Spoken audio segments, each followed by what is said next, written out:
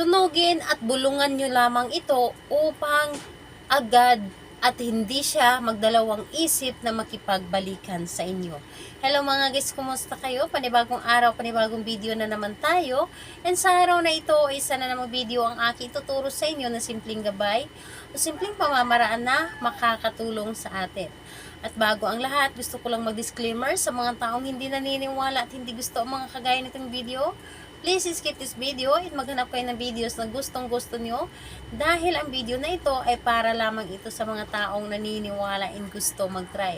Sa lahat po ng mga nagko-comment po at mag-ingat po sa mga nagre-reply sa inyo na dinadala kayo sa WhatsApp upang makaiwas po tayo sa mga scam. So, ayun po, ito ay sunugin nyo lamang at bulungan nyo lamang sa gusto ninyo upang ang inyong ex magkandara pa na makipagbalikan sa inyo at magmamakaawa ito na tanggapin mo siyang muli. Ito ay pwedeng gawin sa parehas ang kasarian, babae ito babae, and lalaki ito lalaki. Syempre naman sa ating babae at lalaki na mag-ex. And ayun po, pwede mo itong gawin kahit na kayo po ay magkalapit at magka-LDR. Syempre, kailangan natin dito ng bagay or materialis na ating gagamitin kung ito ay ating gagawin. Kung gusto mo na makipagbalikan pa si ex sa inyo or hindi siya mapakali hanggat hindi ka niya makuhang muli or talagang hindi kanya titigilan na makuha kanyang muli or mapauo kanyang muli, gawin po ninyo ito. So, dito po ang mga bagay o materialis na ating gagamitin is kailangan mo dito ng foil. So, kailangan mo dito ng foil. So, maliit lamang.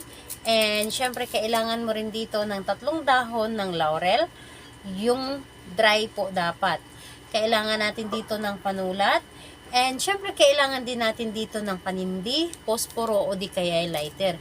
Ito lamang ang mga bagay na ating gamitin or ating ihanda. So, ngayon, kapag ready na, kailangan mo rin dito i-ready ang inyong sarili.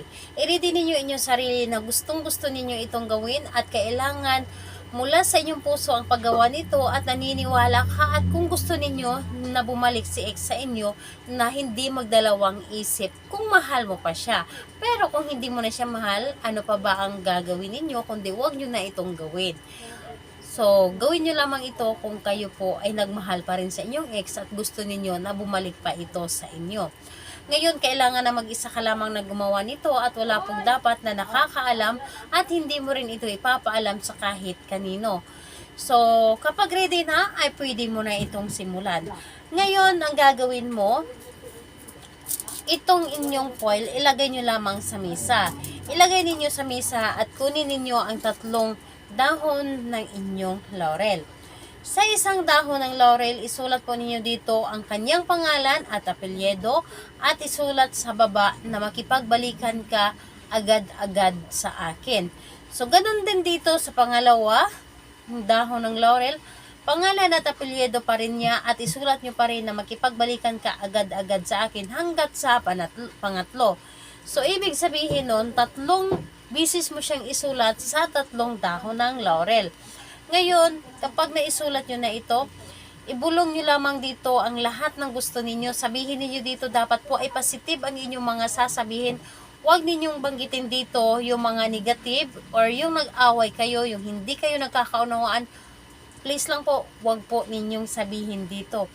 Kumbaga, ang sabihin po ninyo dito, yung mga positive, yung mga happy moment ninyo, yung past ninyo, yun po ang sabihin niyo dito at yun ang isipin niyo habang ito ay inyong ginagawa. So, sabihin niyo lamang dito na nanggagaling sa inyong puso at sabihin niyo dito kung gaano ninyo siya kagusto na bumalik sa inyo. Sabihin niyo dito lahat-lahat kung gaano mo siya kakailangan sa buhay ninyo. Sabihin po ninyo dito. Ngayon, kapag nasabi niyo na dito lahat-lahat, ang gagawin po ninyo, kunin ninyo yung inyong panindi, kunin ninyo at sunugin lamang ang dahon ng laurel na ito. Sunugin ninyo, ang isang dahon ng laurel, sunugin ninyo at habang sinusunog ninyo ito, paulit-ulit ninyong sabihin yung inyong sinulat dito at ilagay yung abo dito sa foil. So, yung 3 dahon ng laurel, ganun din, sunugin ninyo lahat at habang sinusunog ito, paulit-ulit kang humiling at isalo po ang abo dito sa foil. And ayun po, kapag nasalo nyo na or nasunog nyo na lahat ang dahon ng laurel, ang gagawin po ninyo, itupi po. Itupi po. Kumbaga, ikip nyo po yung dahon ng laurel dito sa loob ng foil. At yung dahon or yung foil na ito na inyong itinupi, ilagay po ninyo sa inyong wallet. So, ilagay po ninyo ito sa inyong wallet. Dapat po ay dala-dala nyo ito palagi. And hayaan ninyo yung partner ninyo magpaparamdam ito sa inyo or yung ex ninyo magpaparamdam ito sa inyo na gusto ito makipagbalikan or maghanap ito ng paraan paano kanya makausap ng personal or paano siya makipagbalikan sa inyo. So, gawin ito sa araw ng Tuesday and Friday. So, kung magtatanong ka kung anong oras itong gawin, sa kahit anong oras pwede nyo itong gawin at pwede rin mamayang gabi dahil napakaganda ng sinag ng ating buwan. Humingi kayo or humiling kayo sa buwan kung ano man ang gusto ninyo. So, ayun po, kung may mga katanungan kayo, mag-comment lamang sa baba upang ma-replyan ko po kayo. Bye-bye everyone. God bless us all.